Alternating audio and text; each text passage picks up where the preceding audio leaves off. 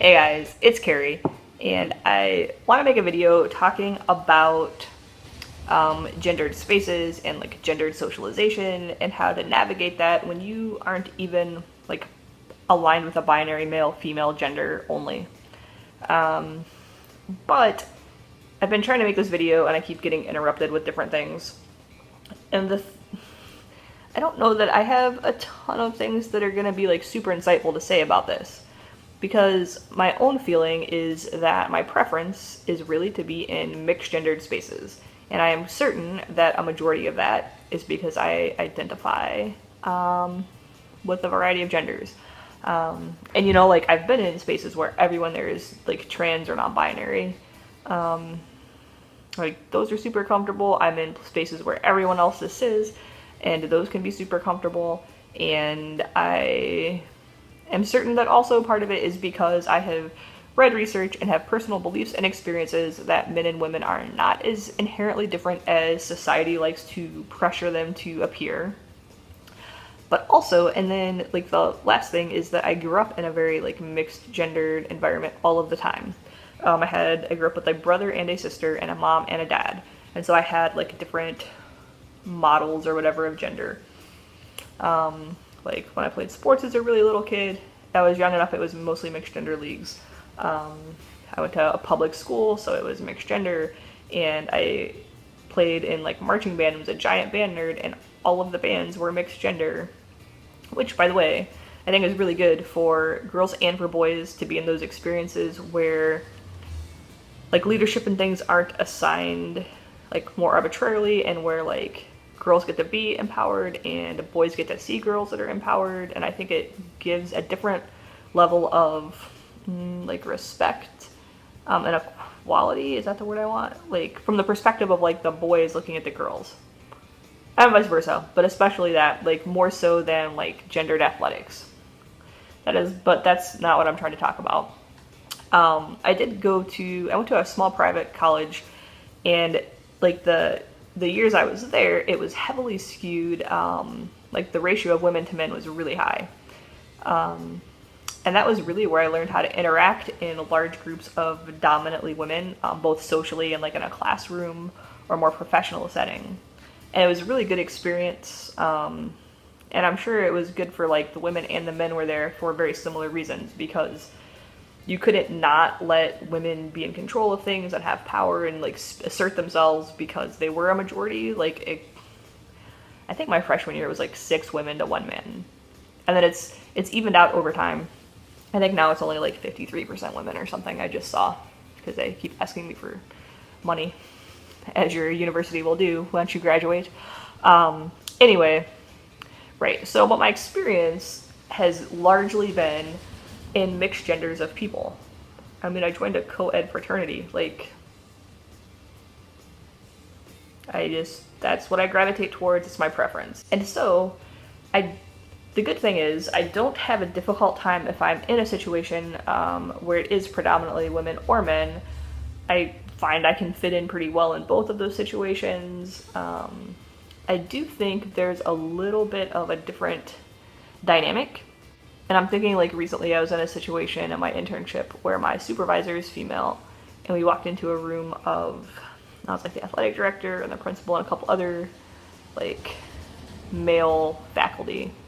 And like it was a very like guy kind of vibe, which I could adjust to that and then adjust back to my supervisor. But it was a different like feel, right? And I'm comfortable with that. And you know, I don't have like anxiety or social anxiety, so I recognize if you do, what I'm about to say is different for you. But really, it's just about being myself.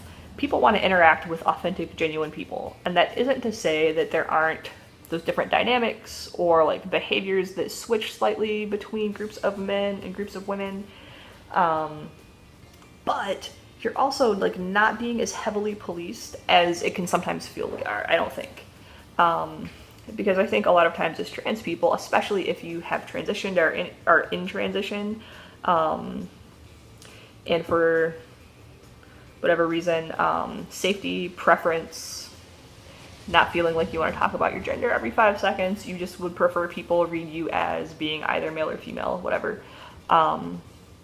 You know, like we're always talking, like you see so many tips about like passing and social cues. Like I saw somebody tell people that to pass is more masculine, they should like do stuff to their eyebrows. Like, no one's looking at your eyebrows for, no cis person is like really analyzing your eyebrows. At the same, like, not to say that they don't pick up on certain cues subconsciously, but cis people tend to assume that everyone around them is just cis and the gender that they are presenting as. So I think we can all, as trans people and non-binary people, can overthink it sometimes. And sometimes you just have to kind of relax and be yourself and be confident that the person you are is enough. But then I also wanted to briefly talk about like not having gendered spaces for non-binary folks. And I'm not specifically talking about like restrooms and locker rooms, although we really need to have gender neutral access to those facilities. I'm talking more like socially, like maybe your town has like ladies bike ride or like men's bike nights. But for me, like I'm not comfortable in any of those situations anymore. Like to me, those aren't spaces that I feel that I belong in because I'm not specifically identified as either male or female. And I don't think that, especially like when I know people that are involved in those specific events, I know that if I wanted to be there, I would be welcomed. People would not. People are really chill in this city about that kind of stuff. But I just don't feel it's for me. And so that kind of leaves us with only like mixed gender events. And I don't know that there's, like, I don't feel like I need someone to start hosting genderqueer bike rides.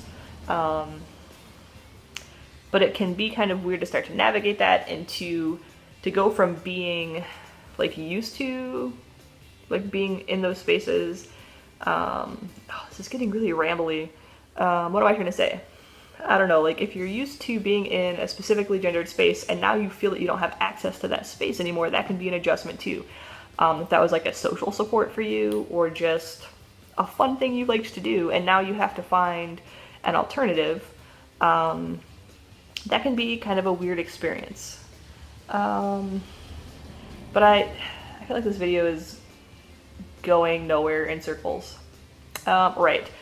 So I guess, like, let me know what you think in the comments about, like, socialization. What do you struggle with? Especially if you are genderqueer and you're like, it's not even about, like, switching from male to female spaces for you. It's those spaces no longer feel accessible to you. Because I know that is that was something I experienced that I hadn't really thought about experiencing. And then when it happened, I was like, I don't think I should go to those events anymore. But like I had friends, like more acquaintances than friends, but like, you know, those friends, I only saw them at some of those events. And so now it's like, well, what? I don't know. This is getting too long and rambly. So anyways, let me know, like I said, in the comments, what you struggle with, how you handle it. I don't know. All right. Bye, everyone.